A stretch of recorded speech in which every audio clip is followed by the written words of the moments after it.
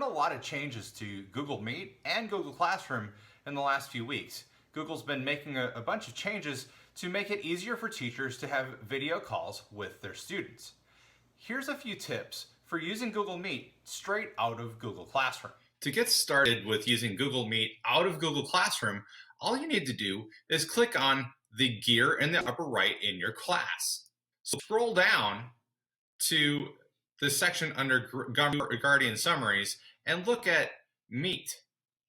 You might have to, this is your code for your Meet, and this allows it to be visible to students. Once you've done that, you can hit Save and leave your class settings.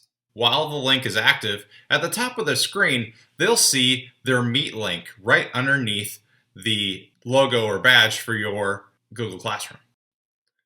After your class is finished meeting for the day, you can actually turn the Meet code off back in settings by jumping down to the Meet section and hit Reset, which will change the code. So their previous code won't work, and you can turn the visibility off to students and save. Remember, you can still schedule your Google Meets through Google Calendar to have scheduled classrooms and invite specific students or your whole class. If I want to add a Google Meet, I can do this from Google Calendar in a much neater way.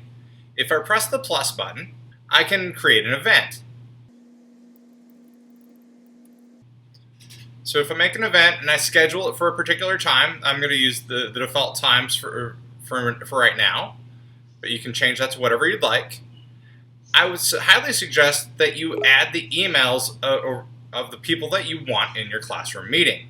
Once you've put in your guests, add in your conferencing, which is add conferencing, and it'll have a Meet link. You can then share that link out through Google Classroom, out through Gmail, and get that link out to your students. Hopefully this helps. Thank you so much.